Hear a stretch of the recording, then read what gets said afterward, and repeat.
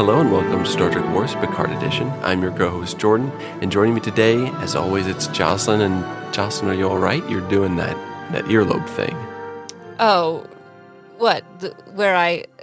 This thing? Where I load up my earlobes with every pair of earrings that I have so that I look nice? That's it. Yeah, I'm fine. I'm okay. I'm handling things really well. I'm not stressed. Perfect. Well, Jocelyn, we're here to talk about Picard Season 2, Episode 6, entitled 2 of 1. I wonder what that could mean.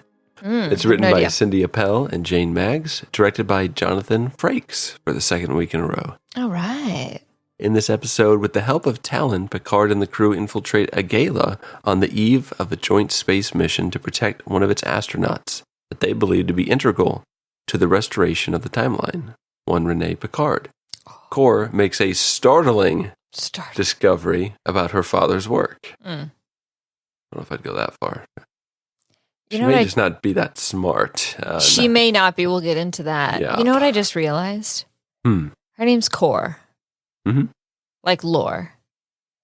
Kind of like Kor. I think it's like a Greek term that is like akin to Persephone, and there's some correlation to that. Okay. Which one of his daughters was named Persephone? Like, she got the short end of the stick on the names, because like all these beautiful names, and she's like, nah, Kor. Hers sounds like a definite villain. Also, this is her origin story. Character in Star Trek Kor. But anyways, let's get to the core of this episode, Jocelyn. What do you think of Star Trek Picard? Segue.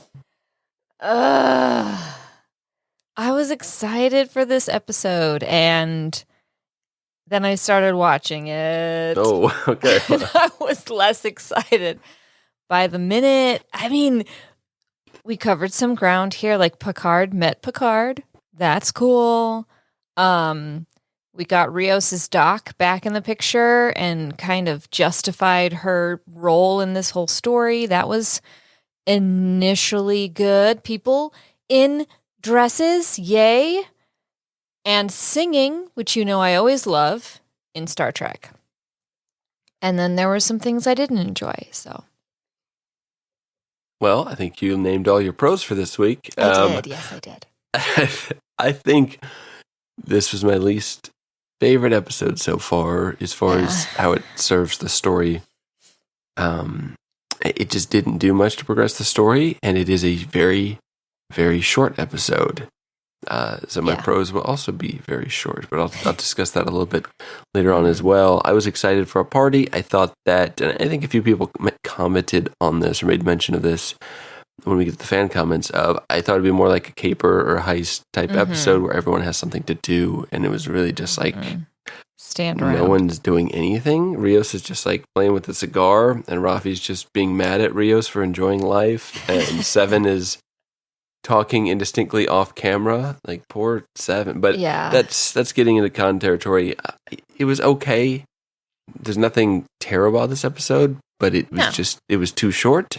And it didn't accomplish much. So, with that being said, let's talk about our pros and maybe what we did enjoy about this episode. What did you like?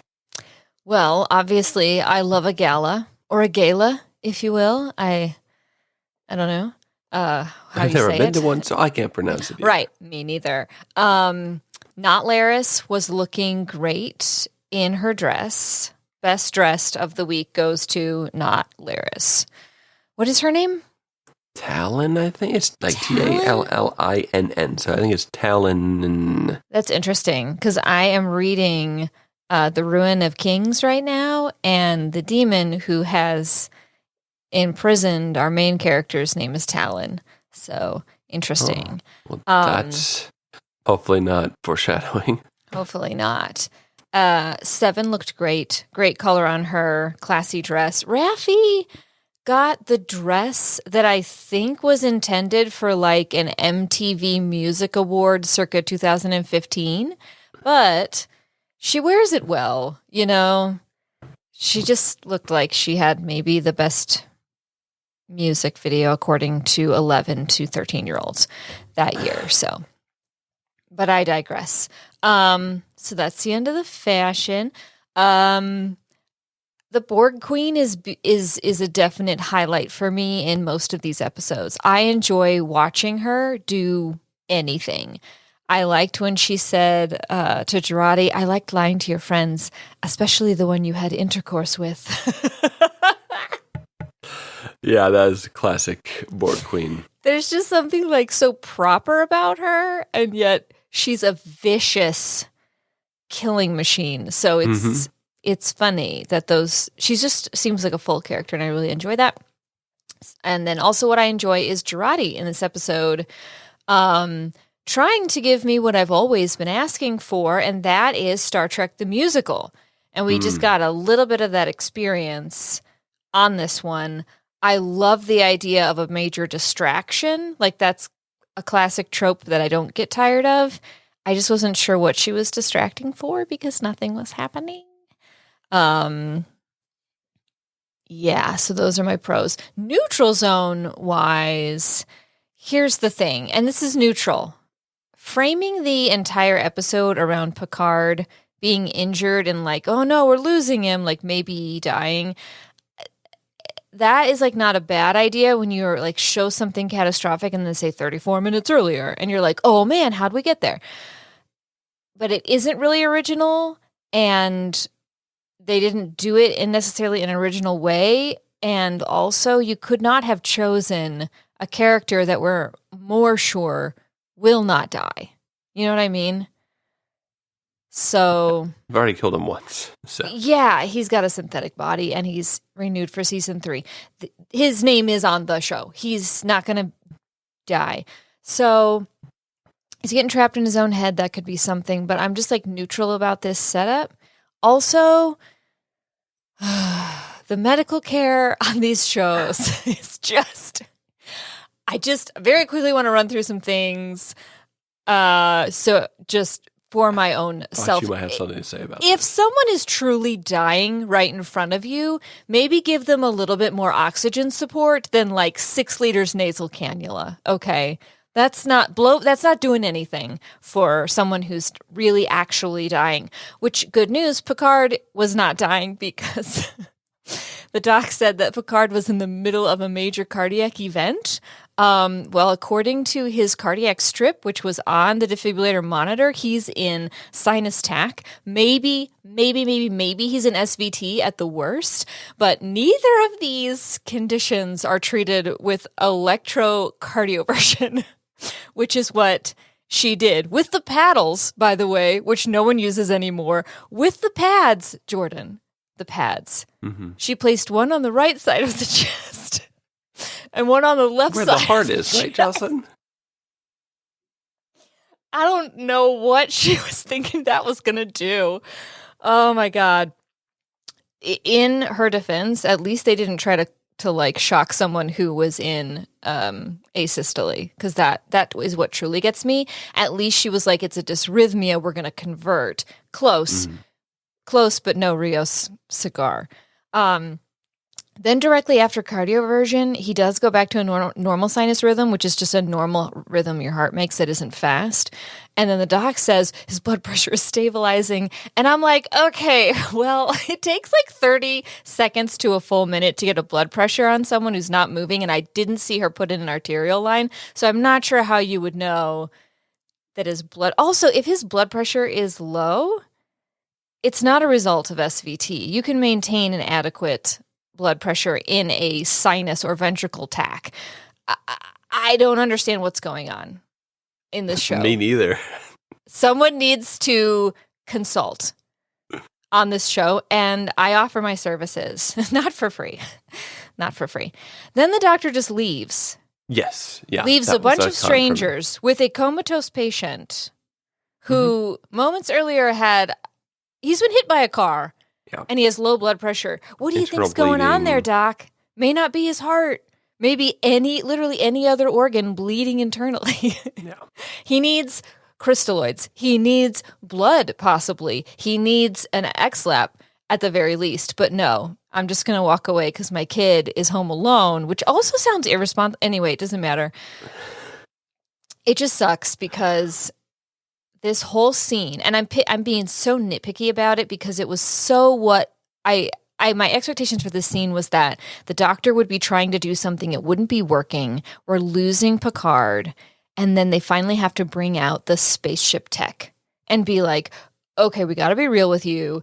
This is a doodaddy that does this dingle hoppy thing. And here's some programmable matter. And can we just like, you don't have to, she would try to like cut him open. Remember in the Voyage Home? Yeah. When the doc was about to drill holes, like burr holes, which is a real thing, actually. They did their medical research. That is named what you would after do. Bill Burr, of course. Obviously. Wilbur Holes, the famous hole actor. Anyway, so they're going to drill holes, and, McCoy is, of course, like, my God, man, what is this, the Middle Ages? And then he breaks out the tech. I wanted that. That would have been so fun. And, like, something I keep expecting to happen, because otherwise, why did we bring a doctor in? And she's going to have to find out eventually that Rios is not from this time. Right. And why not now? Yeah. What are we waiting for? We had a golden opportunity, and I feel like it's been wasted, and it made me sad. So I thought I would just pick it apart. I actually rewound it and paused to see what rhythm he was in. That was sinus tack, ladies and gentlemen. Like, that is not a lethal rhythm. That's just a super duper fast rhythm. I was not risking pausing or rewinding on Paramount Plus for any reason. I risked it. I did. That's all the pros I have, because I'm just being a little bit of a nitpicker this week is what I'm doing. Yeah, I don't particularly have a lot of pros this week. I have a few neutral zones and a fair amount of cons, but nothing ridiculous. Like I said, I enjoyed where the story is going, the season's going so far, but it just feels like it's hit a bit of a slow point the last couple of weeks. I liked Rios enjoying the finer things of the 21st century, just like cigars and food and just real things, like food that comes out of the ground versus replicated stuff, and just experiencing that for the first time, and like having a real cigar in his hand, because when you drink synthahol or you have like a fake cigar, like it's just not the same as the real thing. So you need the carcinogen. Exactly. It's the taste. It's the wisp of danger. Agnes and the Queen are one of the highlights of this episode, the last couple episodes. And like you said, just the interaction between the two of them and how the Queen is so just proper, yet so improper at the same time is just hilarious. Yeah. And I guess the Picard interaction I thought was good between the two Picards, and a fairly realistic interpretation of that scene where she's like, you're a little old to be a security guard. And that was good, yeah. He is, yes. He's like, but I'm the smartest. He's So I like just the breaking of the ice there. It was a very generic, do I know you from somewhere type, interaction. But I thought it was good. One of Picard's better, Jean-Luc Picard's better performances so far, and he really has not had much to do other than try to convince Laris or Talon that Laris is not important. And she's like, well, now I know when you're lying. So that was fine, but the interaction is just a little tired at this point in time because they don't have a whole lot to say to each other. Yeah. Other than to actually get to the point of, the next 10 hours and making sure that Rene Picard goes through with the mission, which is, I don't know, like the way this was even worded in the summary, it says that they infiltrate the Gala on the eve of this space mission to protect one of the astronauts they believe to be integral. So now I'm like wondering, like, is she integral? Because like the way they word it is very goofy. And Picard, like his ego is like, well, of course it's a Picard. They have to be integral in this. Maybe she's not supposed to go. I don't know. So that would be more interesting to me if that were the case versus like she has to be the one because she's a Picard. I don't know. I think they could do something interesting there, but not much Q stuff. Q is mentioned here, but we don't really see anything pushed forward in that plot line. So I guess getting into neutral zones, you kind of brought this up. It shows the end of the episode and then jumps back to the start, which is something that is a trope that usually works pretty well. And they've already done it once this season. Yeah. But like it's 34 minutes earlier, then it's like 26 minutes earlier, and it's showing us. But like none of these things are super important to Picard getting hit by a car, in which we know that he will not die from this wound whatsoever. And then the following scene is kind of weird too with Brent Spiner. But I also felt that Girardi's song, they could have come up with a better distraction than just her singing. Like, the power goes out and then she comes out and no one knows who she is. It's not like she's a famous singer and it was like, oh, look, it's the girl. And I guess she's got a red dress on, but she's got the red dress on. The red dress. But furthermore, I'm not sure that dim lights and the song would stop top-end government security or private security, whatever they are, from stopping a 90-year-old man, which is exactly what happens. Like, did the security guards get distracted? They have Picard, like, right there multiple times, and they're just walking at him, and then the power goes out, which I hate it when the lights go out in a show, and there's clearly still a lot of light on set. It was very, very bright. You could still see everything. So I don't know. That's kind of nitpicky, but that was just a very weird scene. Like, the security guards just stopped chasing a 90-year-old man. They couldn't possibly catch him when the lights go out for 10 seconds and then someone starts singing. So how did Picard not run straight into a wall? Like, does he have like a maybe, I mean, he has like synthetic eyes now, so maybe he can see in the dark? Apparently he has synthetic everything, but I don't know how that makes a difference from being human. Like, it was such a weird thing to say we're going to transplant Picard into this body that is essentially the same age and the exact same as the body he's in right now. Mm-hmm. And that's kind of how it's been explained and played out. So it doesn't do much of anything. It's very similar to in Discovery in season 1 when they have Ash Tyler and Volk, and they're just like, oh, well, it's him, but he's in this body, but they grafted his skin onto this body that's the Klingon body. It's like, what? Very complicated and unnecessary, quite frankly.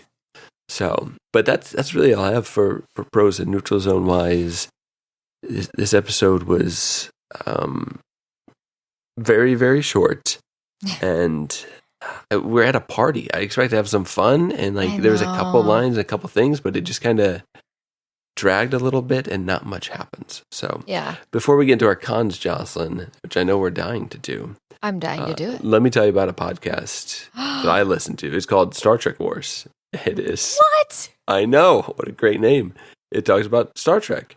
And we've had a lot of shows over the last, I think it's been almost 7 years. I've lost track of time, maybe longer. Wow. But we've reviewed every episode of Star Trek, every movie ever. And with the release of the motion picture in 4K, you can go back and listen to our Star Trek the Motion Picture review that we did about a year ago. They released it in 4K? In 4K on Paramount Plus. It's an exclusive. Wow. You scroll like 7 pages to the right, down, click a few buttons, you might get there. So they really promoted it well. They really did, as Paramount Plus always does. So I could see Kirk's upper arm hair in 4K now? That is exactly what I sent to Chelsea, because I remember it would be like each and every individual hair. Mm-hmm. But I would warn that you probably need a 4K TV to enjoy the 4K viewing experience. Oh, not every TV is a 4K? No, not even close. Okay. A lot of people, they post screenshots of 4K, and people are like, that doesn't even look good. It's like, yeah, it's because your phone isn't 4K yet. Dumb.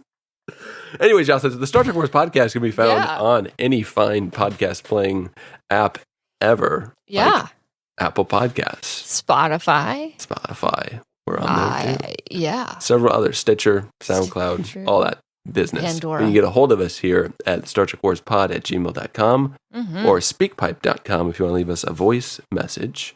There's even a phone number that I've forgotten because I'm extremely well prepared. Where can they find the phone number? They can find it in the show notes. Ooh, nice. Mm-hmm. All right, just look in the note. Just scroll down to the notes, people. Recently, the podcast isn't out yet, Jocelyn. We're living we'll in be the now. past. 30 minutes from now. Nice. There's no editing needed here, Jeremy. No. This is all solid gold. 4K gold. Jeremy and Chelsea just reviewed the #1 overall Star Trek episodes as rated by us and the fans on the Facebook page, Star Trek Wars Council on Facebook. check it out. Join, vote. Sub Rosa. Yes, and for the first time revealed like the top rated episode of all time. Oh, did I spoil it? Not a patron, so I haven't heard it yet. But I'm sure Jeremy will maybe hook me up. I'm sure it's. But if you pay, patreon.com/Star Trek Wars, you can get all the bonus content from Jeremy, Chelsea, myself, Jocelyn, Lita, Adam, Connor. All of us have been on there. We discuss everything from video games to movies, to more Star Trek. So check it out. But Jocelyn, check it out. It's time for some con talk. Con talk. It's a long time coming. This was, I think, for the most part, the least enjoyable episode for most people. And I just want to hear maybe what you didn't dig so much about this week's episode. All right. The thing that leads in my cons is the thing that led in my pros, and that's the gala. It's set up like a heist. Will Wheaton calls it a heist on this week's episode of The Ready Room. So we're expecting a heist. And the basic tenets of a heist is that each person has a specific job to do, and you foreshadow them doing that job so that we as the audience know, oh, that's the thing they're supposed to do when the thing happens. We didn't get any of that. They just walk into this party. We don't know what's supposed to happen, so we don't know if it's happening or not. Just the whole thing was not fun. There was no heist. We didn't heist anything. We got a musical number. I'm grateful. I'm not mad about that. But what I also would have liked is some like flipping over tables, some jumping over the bar to hide behind it, and then also get like a free shot of liquor before you get back out there and like have to dodge bullets or batons or whatever. You know what I mean? Like the classical, like, oh, they have Espelon? Great. That could have been fun. We maybe would have had like some weapons hidden up skirts, some choreographed fight sequences. We've got a geneticist in league with a Q. So why not send Dr. Soong in there with a vial of like some virus to incapacitate Renee Picard so she can't do the mission, rather than relying on setting up this entire elaborate scheme of being her therapist and talking her out of it? Like, or do that scheme, but have the virus, this little syringe with a needle that you can kind of inject her with, like have that as a fail-safe. Maybe instead of Renee getting stuck with the needle containing the rare, like incurable disease or whatever that makes you super sick, Admiral Picard gets stuck instead because he's trying to like ward off Dr. Soong, and then that causes damage to his body, his synthetic body, in a way that they didn't anticipate. And it's like, oh no, this is very complicated. We need future medical tech for him. And then he could have actually been thrown into a fast or a dysrhythmia that would actually have needed to be cardioverted. You can just hire a nurse to do your consulting, Star Trek the show. Please, I'm available. My fees are, they're high, but you get what you pay for. They're substantial, as they should be. This whole show sometimes feels to me like they're using a metaphorical Tesla to run over the plot when really all you need is a small syringe of a virus to incapacitate the astronaut, But instead, we're just going to run someone over with a car. It's like... And then drive home and be like, man, I messed up. I didn't hit the right person with the car. I don't have reverse on my car. I couldn't have just... Anyways. If only there was another way. If only there was another way. This week's episode just felt like a blunt instrument. Mm-hmm. And there were some saving graces that we've previously mentioned. Next con, where did Rios get that cigar? Can we not with the cigars? I thought we were past it. It's just one defining characteristic. It's not good when your whole personality is a cigar, Try harder. Try more. Try more harder. Seven barely has a line in this episode.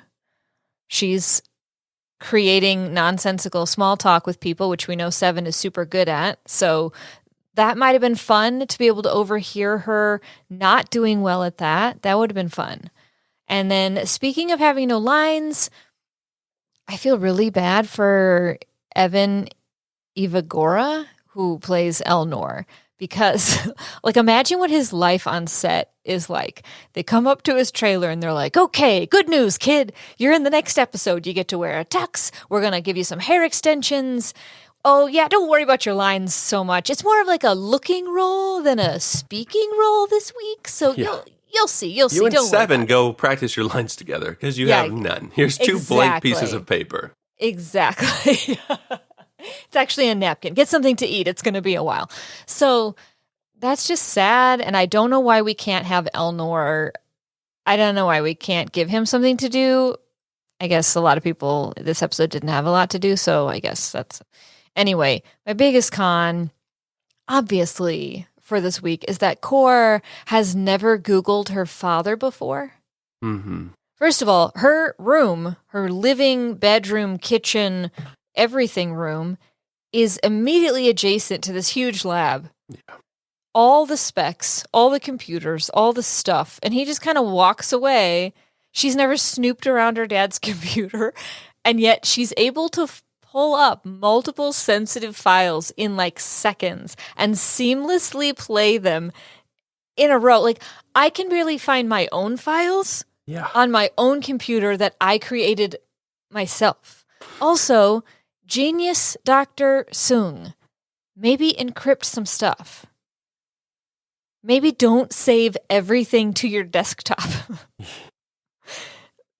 Maybe squirrel it away and like put it in a, taxes file or, I don't know, market research. My previous dead children experiments. Right, exactly.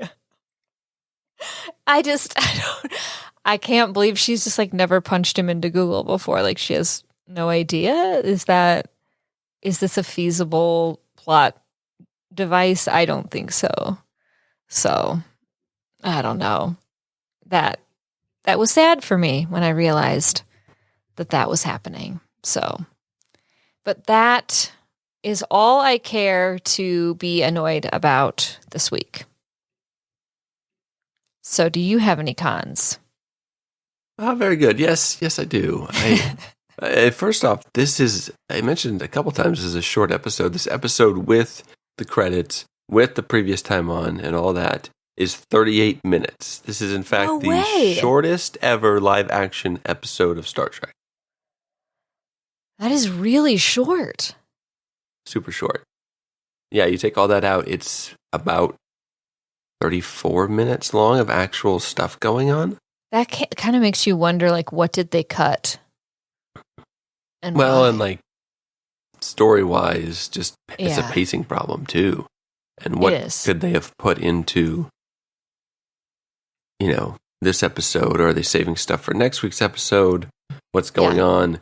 Because the first episode's like well over an hour long, and now we're looking at just over 30 minutes. It's just, again, weird pacing is bad. And again, Rafi also not good this week. She's just a Debbie Downer about everything, which I understand. Like, she lost someone, but the fate of the galaxy is kind of at stake here. And all they have for her to do is to see Eleanor's face and to pee in someone's Cheerios. Like, that's all she does each week. It just repeat. Oh, I missed that scene. This is also Star Trek SVU Los Angeles is what it felt like this week. It did, yes! And a little bit last week. So I was super excited by the first episode, and Star Trek being in space and having the Borg and doing... I don't want to rehash what we've already done, but at the same time... Yeah. Setting Picard and them in Los Angeles and then not having too much interesting to say about it is not helpful either. Or like letting them use their future tech to do things that they wouldn't normally be able to do. Yeah, they do a little bit of that, but like unlocking the car and driving. But that's it's all born of convenience. We don't reel anybody in with it. Like, let's get the future tech in front of the doctor and get her involved and have her be like, what's going on here? Also, I don't know. I'm not convinced that this is a 10 episode story arc. This feels like it's probably a 6 episode or 7 episode story arc that they're pulling out. Because the last 2 weeks, you could have had both these episodes in one pretty easily. Are we only getting 10 I believe so. Oh, wow. Yes. And we're on 6? Mm-hmm. Ooh. Yeah, we're a month away from this being over. Okay, wow. Yeah. That's soon. Very soon. So 4 episodes left. Okay.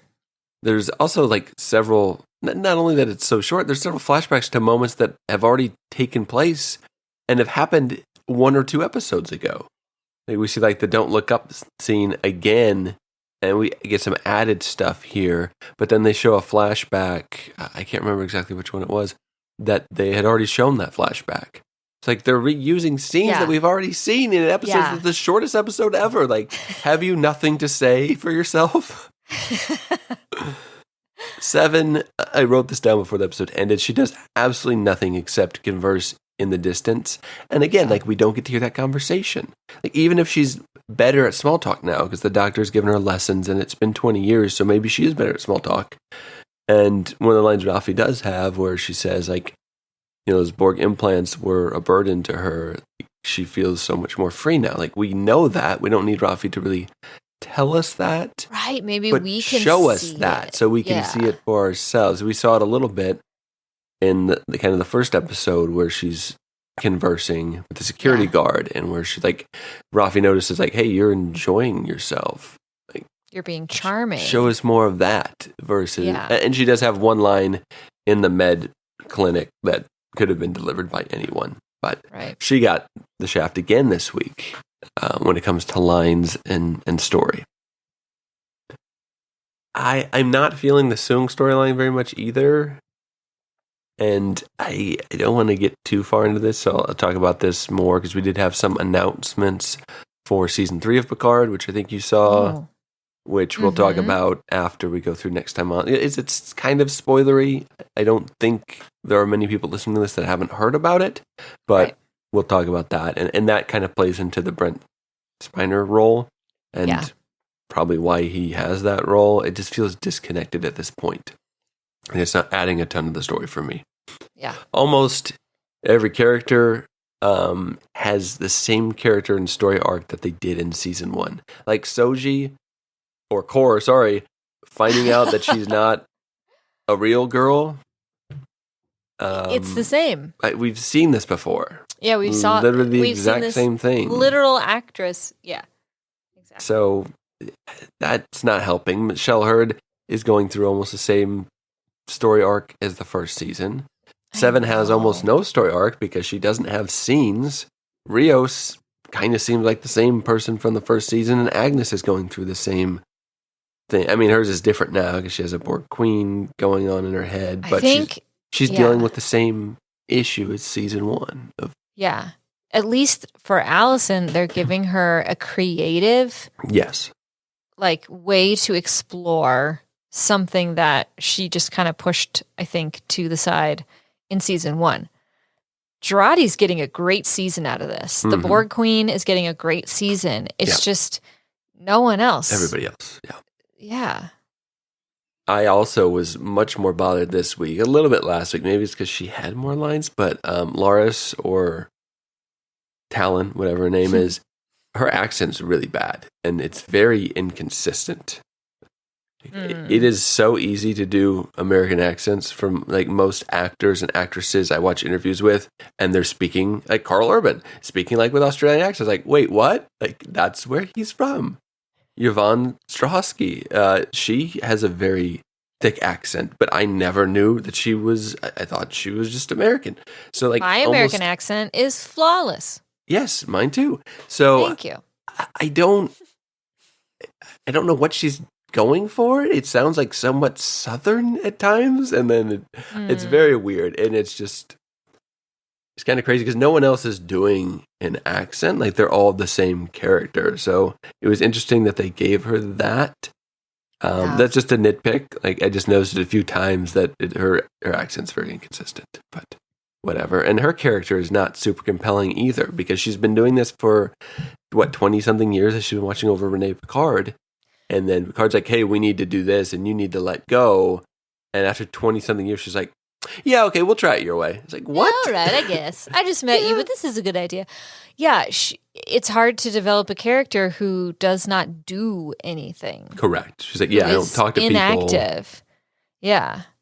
It's not exciting. So no, that's why we're not characters on TV shows. Exactly. Although, hey, call me. We'll do voice acting for money. And then I had a really more kind of in-depth breakdown of that medical scene than you had. Oh, you did? Oh, good. Yeah, because I think it bothered me more than it bothered you. And Probably. I don't want to get into the nitty-gritty because you kind of touched on the basics of it. Yeah, very basically. Yeah, I don't want to bore people with medical speak. So I would just say that a doctor letting 5 strangers into her clinic in the middle of the night and then leaves them there with all kinds of medicine and equipment and her livelihood. Like, who's going to lock up? You know what I mean? Like, whose job is it? It just... And she even, she doesn't trust Rios at this point. She's like, we're the good guys. She's like, good guys don't say that. And then she leaves. So she's basically saying, like, I don't trust you. Don't forget to turn the lights off when you... Like, what? Don't die over there, don't stranger use those drugs. Who looks very old and frail. Yeah, and just got hit by an automobile. And whose blood pressure was unstable, but now, like, anyway. And strangely blew up her defibrillator. Right. In which Rios... Why would a synthetic body do that? I don't know. Nothing makes sense about Picard's synthetic body. I don't know what's going on. I don't either. But yeah, that was just a big con for me because it didn't make sense, and this Teresa character is just not. She's a convenience at this point, which Doctor characters normally are. But she could be so cool. Yeah. Yep. I love a time crossed lovers story. That's why love that. Kate and Leopold is one of the best romantic comedies. Oh my God! Wow. Tell me I'm wrong. On this season of Star Trek Wars, Jordan reviews. Meg Ryan movies. Which is the best? No. Is there a best? I mean, I can do a few of them, I guess. Sleepless in Seattle, right? Oh, for sure. Yeah. For sure. Yeah. Have you watched Kate and Leopold? Yes, of course I watched it. It is a very good, out of time, knows that it can do these jokes because... Yes. You get Hugh Jackman, and he's from the past. Obviously, he's been brought forward, and he's like trying to make toast in a toaster. He's like, you would think the General of Electric would know. Like, it's just like some of the things that he says, and then there's like an elevator scene that's really funny. And they took full comedic advantage of their situation that they set up themselves. Yes, and that's what I'd like to see. That. I want more Kate and Leopold in my Picard. That's all I'm saying. I see. Okay. I can get on board with that. And Hugh Jackman would be great for a musical. Absolutely. Star Trek episode. He's got pipes on him. Just don't tell Russell Crowe. Oh, yeah, let's not tell Russell Crowe for so many reasons. Anyway. Speaking of Russell Crowe, Jocelyn, let's see what our fans had to say about this week's episode. So we all know Russell is a big... fan. A big fan. Yes. Big fan. No comments from him this week, though, strangely enough. Really? Okay. Yeah, weird. However, we filming. Might be, busy. We do have some comments, however, and we'll have Wayne Fraser start us off. Wayne says, the first misstep of the season for me, I thought the story they were trying to tell was decent, and there were some standout moments, particularly Picard giving the pep talk to the younger Picard. For me, it fell apart in the way they structured the episode. There were 3 types of flashbacks sprinkled liberally throughout this episode. Picard flashing back to his childhood, Kor watching logs of her father, and then the episode itself telling the main plot through flashbacks, time jumps. It was just a little too disjointed for me.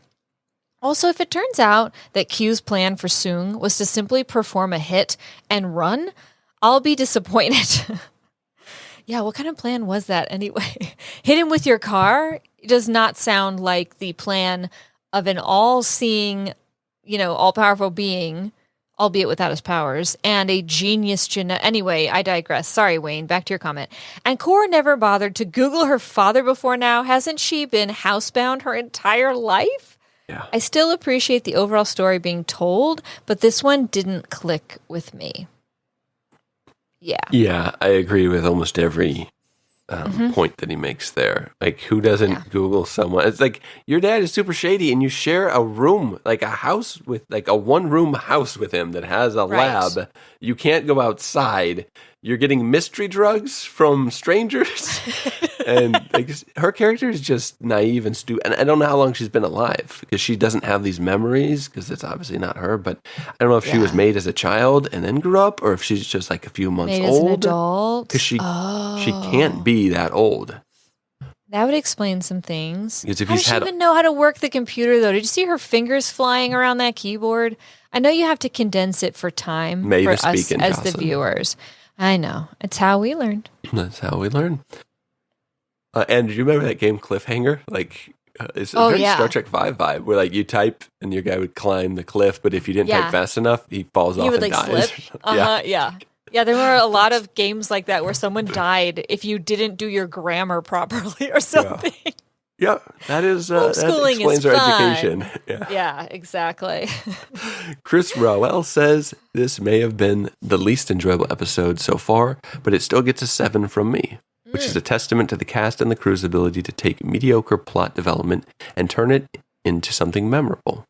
A drama-packed episode that might not have all the flashy CGI battles and stunts, but instead has heart, growth, and intrigue. Alison Pill has been a revelation this season. That's what I called her. Yeah. Well, there you go. Yeah, in my comments that have still to come. Yeah. And this episode may have heart, but Picard sure doesn't.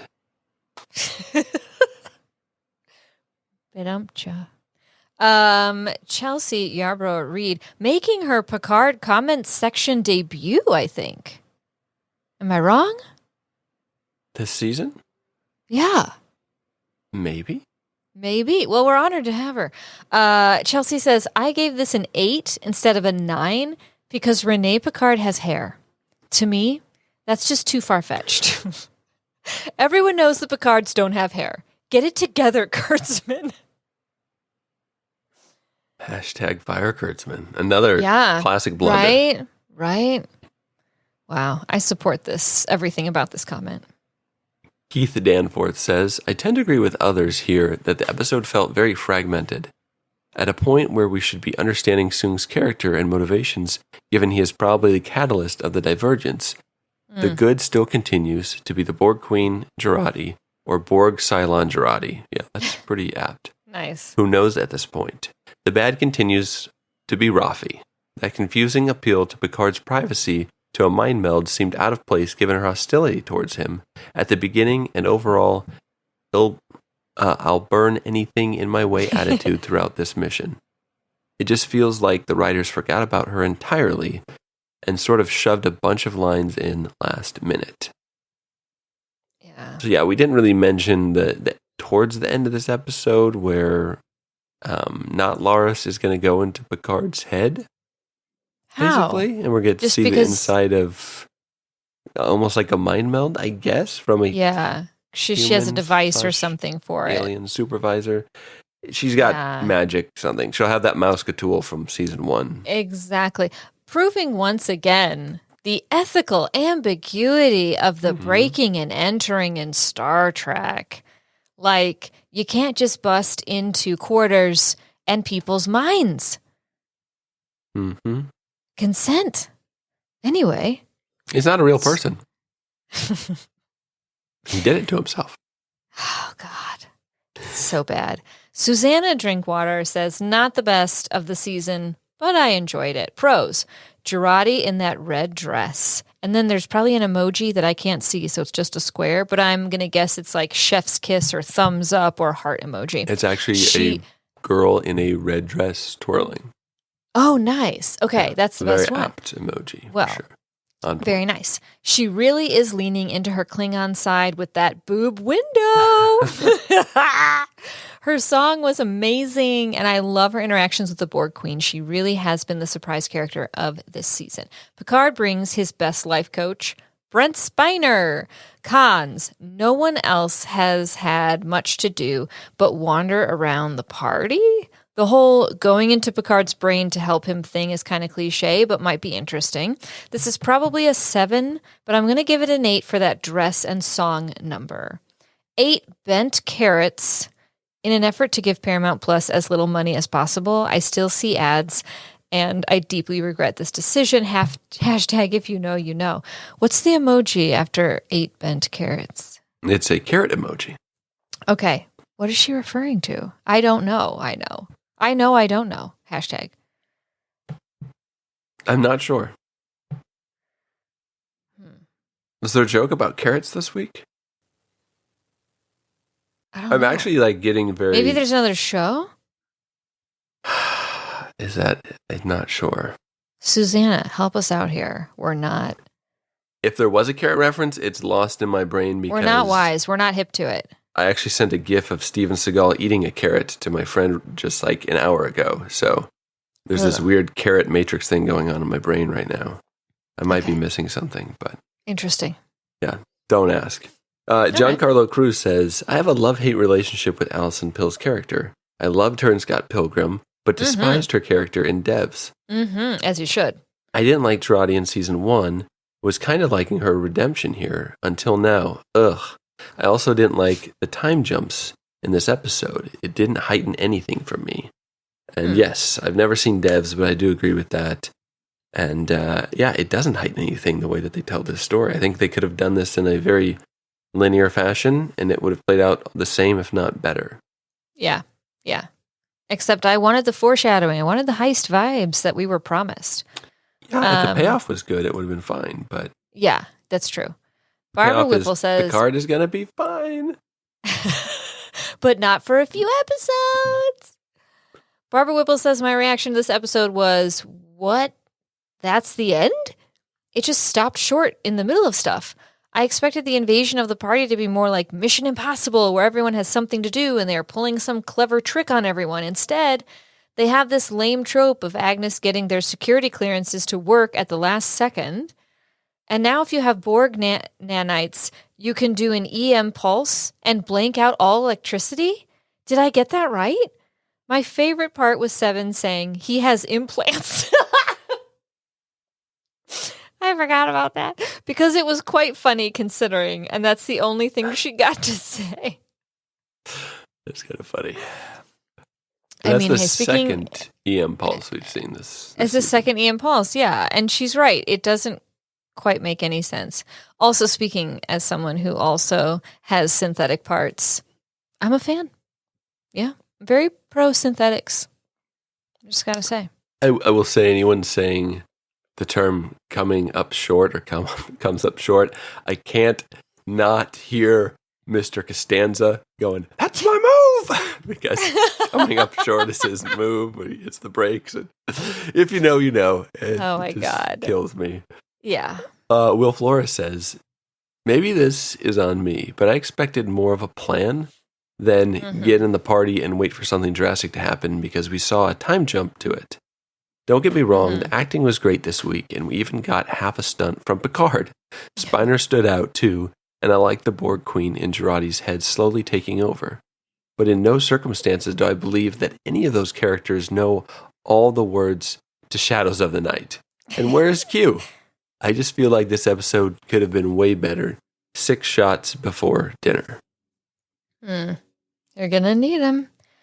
Jeremy Reed says, I can't believe Dr. Soong, Edith Keelers did Jean-Luc. Oh my God.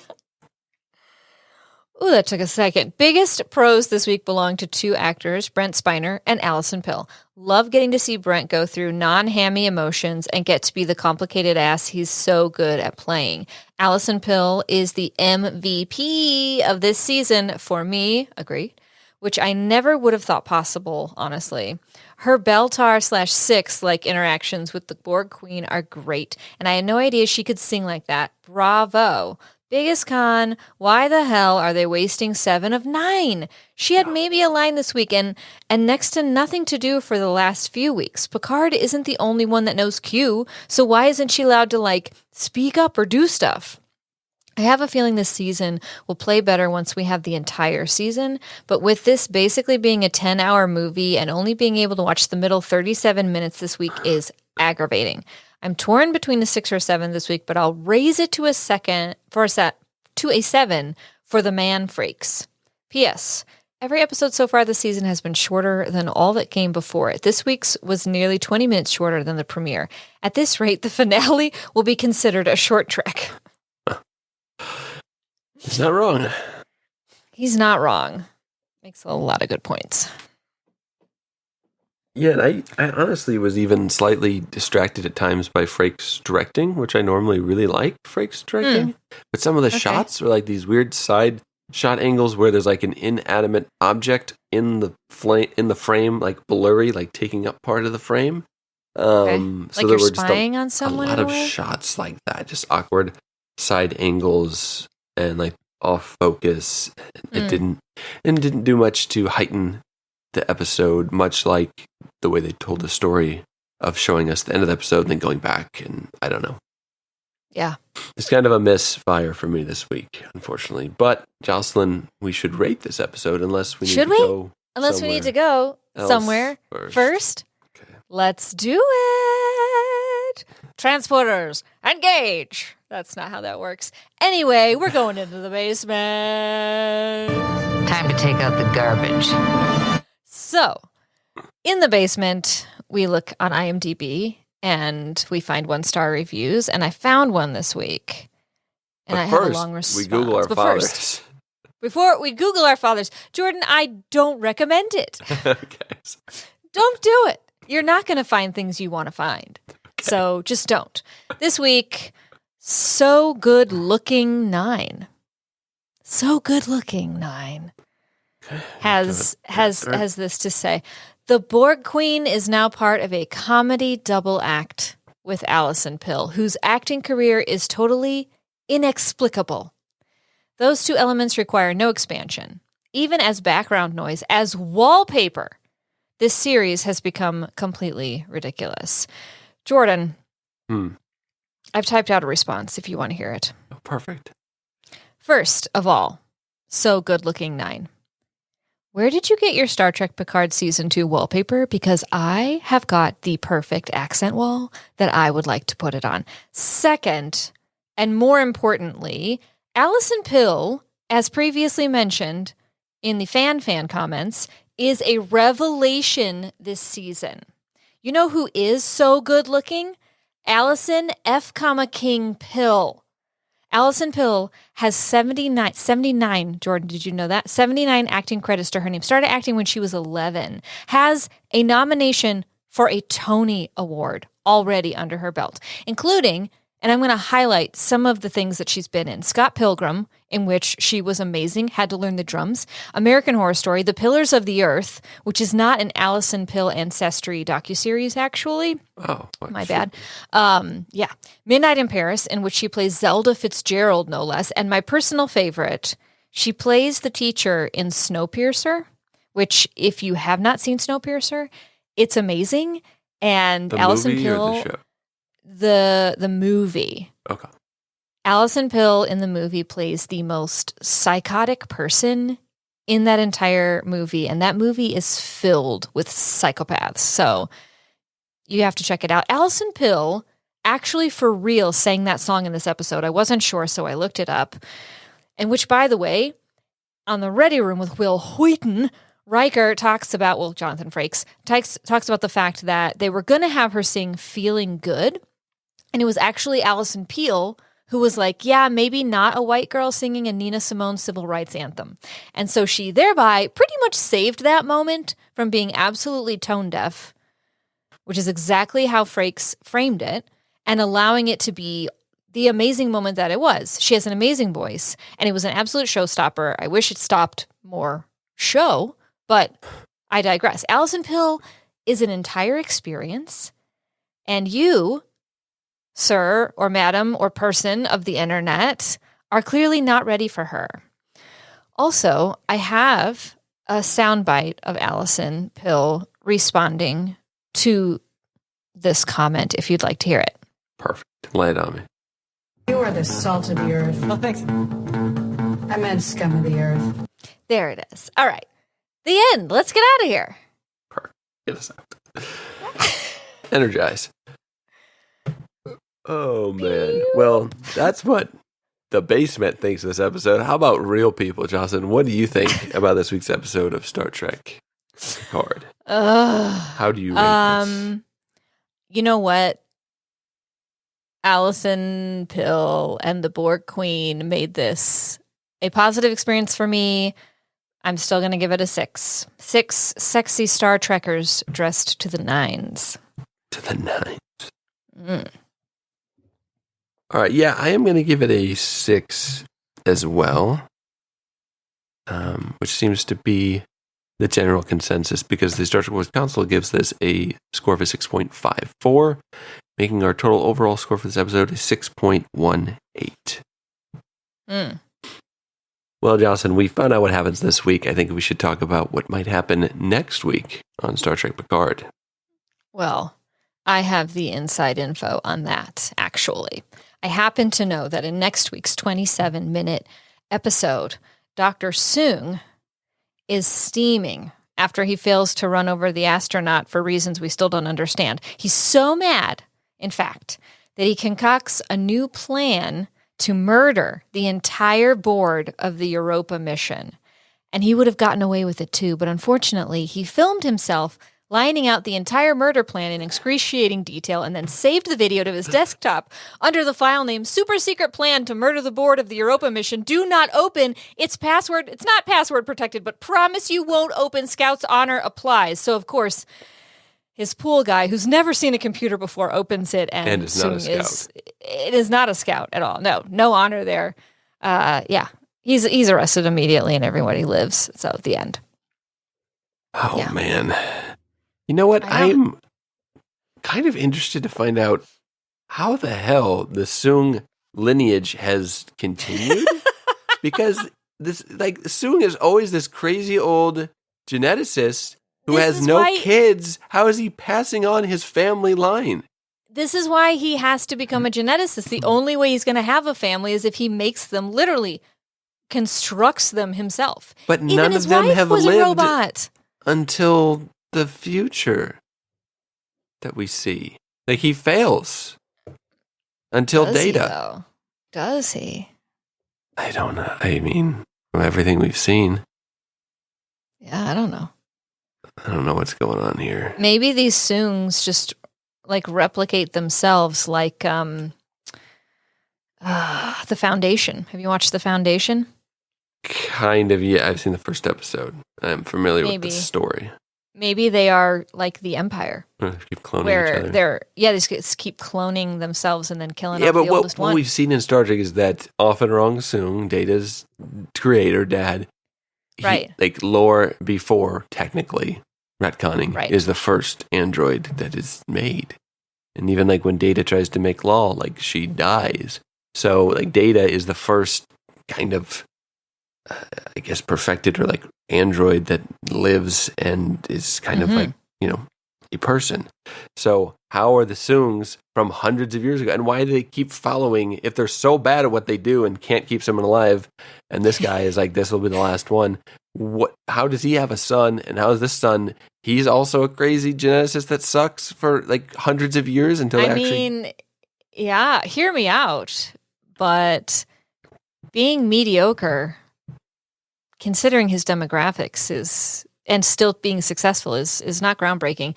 Also, you can kind of be a mess and still procreate. So this is true. I'm not arguing that. But I'm just wondering, like, how many kids take on their father's occupation for hundreds of years straight. Yeah, I mean, eventually, someone's gonna do a better job, right? It's just math. Guess. It's I guess. This isn't like they're royalty and they're born into it. This is like you have a choice of what you want to do in your life. And we haven't seen him have any of these people have a son. So, yeah. Aside from adopted augment children with terrible fashion. Anyways, Jocelyn, in my next time on, I kind of rewrote the scene for Agnes because I thought it was a weird musical choice as well. Agnes would know Pat Benatar. I mean, a little-known artist from the 80s. So the lights go out. It's a song about her and the Borg Queen becoming one. Oh, anyway, go ahead. Yeah, it'll make sense. And Oh, all of I a see. sudden, the music hits. Agnes Girardi bursts through the doors in her red dress and begins to belt out one of the most recognizable songs of the 20th century. Uh-huh. No, I can't. Why didn't I see this coming? Anyways, now, the reason I brought Why that up didn't again, I see that coming? there is a little-known Star Trek tie-in to that song. Really? Yes, I know. You were looking at me. No, I don't believe you, but please skeptical. proceed. Which is perfect because I have Okay. to be truthful occasionally for you to buy my BS when I'm not. And Mystery Men, for some reason, that movie from the 90s about kind of misfit superheroes with Ben Stiller. It's Ben Stiller, right? Yes. And Janine Garofalo. That was like tied into the official Smash Mouth music video, which I'll be honest with you, I've not watched very much. But Pencilhead is played by Doug Jones, and he's in the intro of this music video. You're right. So yeah, so I just kind of realized that. That doesn't mean I have to like Smash Mouth, does it? I think, yeah, you're contractually obligated as a member. It's in the contract. We go back, the one Jeremy had you sign. It's in there. No. Yeah, I didn't forgot read the about fine that. print. But I saved it to my desktop under top secret contract, don't read, Scout's Honor. well, Didn't have time to password protect it. first mistake. I'm sure Sean's read it. You just right click, Jordan. You know that, right? Oh, it's super easy. You just right click on a file and Yeah, or maybe add just a put password. on your computer It's to get not into it. hard. At the very I least. know. It is not hard. Well, Jocelyn, before we get out of here, this will be minor spoilery. There's this big season 3 announcement for Picard. Mm-hmm. So if you don't want to hear that and want to remain unspoiled, I don't know how that's even possible at this point, but you can tune out now, and thank you all for listening. But there was a big Yes. season 3 announcement about basically the entire cast for the Next Generation. The main cast is coming back for season 3 of Picard, which is a weird timing for that announcement. I know they have the Star Trek convention going on in Chicago right now, so that's part of the true. reason. But your mid-season and your cliffhanger of this episode is Picard get hit by a car, and they're like, everyone's coming back for Picard season 3, and it's not for Yeah. Picard's funeral, so... So that kind of led me into where I was going earlier with Brent Spiner and his current role. Like, he gets to play a different character, much like he played a different character last season, which very forgettable. I can't remember the guy's name. I thought it was Adam, but I guess this guy's name is Adam Sung. Like, I think Brent Spiner had negotiated, like, hey, I'll come back, but you gotta give me a role in season 1 and season 2, And season and I 2, get to be a regular human dude who looks like Brent Spiner.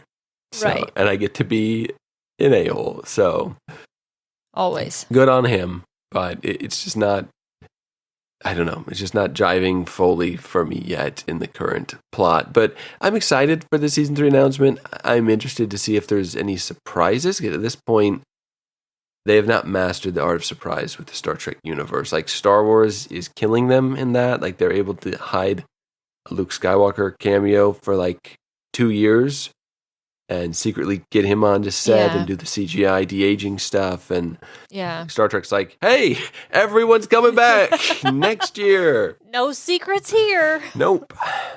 They even had like Picard go on to The View to recruit Whoopi Goldberg, kind of, you know? Like, just give us something that we don't know about. And maybe there's something huge that's going to happen next week. I'm going to look like an idiot.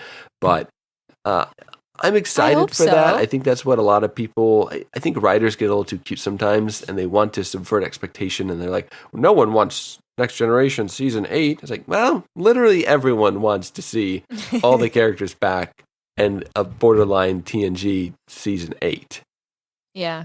For the most part. No one's going to turn that down. No, I'm all for something new, but at the same point in time, like, there's been no really connection or continuity with Picard season 1, season 2, and what seems like season 3. Season 3 will probably tie into season 2, but you can't just, and what does that say to the cast that you've built up for this season? Like, we're bringing in all the other people, and maybe they'll have them all in it, but they can't even give everyone in this episode in the small cast that they have something to do. So that concerns me a little bit. Yeah. And for the love of goodness, please give 7 of 9 something to do in season 3. Goodness. God, please. But no, that's exciting news. I'm excited to see, because honestly, we've seen over half the crew already. We've seen Riker, Troy, Picard, and Data. So it's really Worf, Geordi, and Dr. Crusher would be the main 3. Unless they're going to have a surprise and bring Dr. Pulaski back. Or Will Wheaton was quoted as saying that he is not coming back for season 3, or is not going to be in season 3, which I'm pretty excited. Could you imagine Will Wheaton interviewing Wesley Crusher on the Ready Room, telling us how excited he is to interview? I would love that for him. Oh my gosh. He certainly put Jocelyn, I am so excited to tell you about I was on this week's episode of Picard. Would you mind telling me about that a little bit? Because I don't know if you know, but I telling me about was me? on Star Trek. You want it so bad. Oh my gosh. Yeah, there's a small part of me that would it's just borderline enjoy that it happened in a way. Mm-hmm. Yes. And good for him if they do. Because he'd be playing a character and not playing whatever character he plays on the Ready Room. But I don't know. I'm interested to see where this goes. It was really weird to me to announce this mid-season. I'm kind of disappointed that they did that in a way, but I'm also very excited to see Worf, and I'm hoping that they, knowing the trajectory of some of their characters, especially Worf, and what happens post DS9, that maybe we'll get some Deep Space Nine tie-in as to some of the characters and what they're up to. But I love that. I doubt it. It'll be like Worf coming back in Nemesis and then just like brush it under the rug. They're like, oh, you're here. Like, okay. Yeah. We're not going to explain it. You're supposed to be an ambassador somewhere. Get your uniform on. Anyways, Jocelyn, that's all I just. I don't know if you had anything to say about the announcement and then bringing them back. They better bring back O'Brien as well, is all I'm saying. Not Keiko O'Brien. Keiko too. I want Keiko. I want cake. Oh. All right, we have to go to a birthday dinner here shortly. Wow. So, is it a gala? I wish.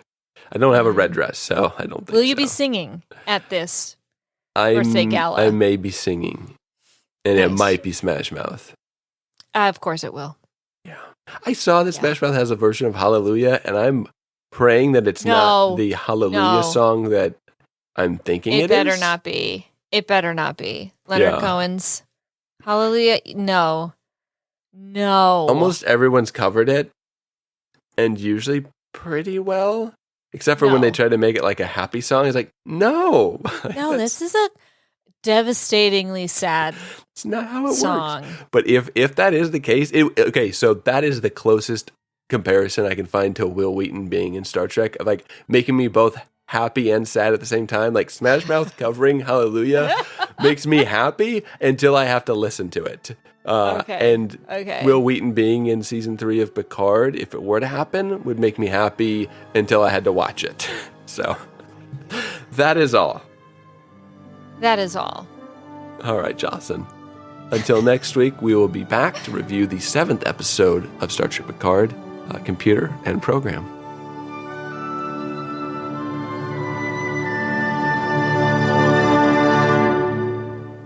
Thanks for listening to Star Trek Wars.